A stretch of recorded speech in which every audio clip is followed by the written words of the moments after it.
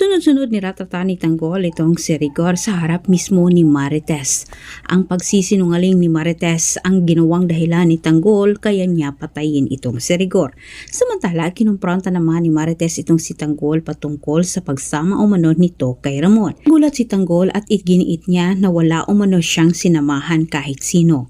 Pinaamin ni Tanggol itong si Marites sa pangalan ng kanyang ama.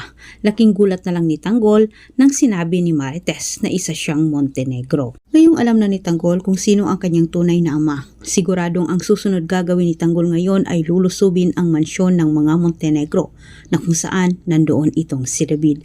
Agaw buhay itong si Rigor at nakaligtas siya sa kamatayan.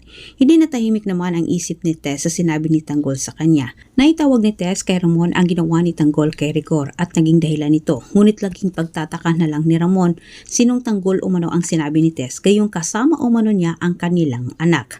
Nagpagtagpi-tagpi ni Ramon ang mga sinabi ni Mersing at kay Nita. Sinabi sa isip ni Ramon na may mali dito sa kanyang kinilalang anak.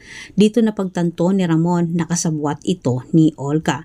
Hinuhuli ni Ramon itong si David sa mga tanong. Natanong ni Ramon itong si David patungkol sa malapit na kaibigan ni Mokang kung kilala ba niya ito. Pero ang sagot ni David ay hindi tugma lahat sa mga kwento ni Mersing at Nita, lalo na sa sinabi ni Marites.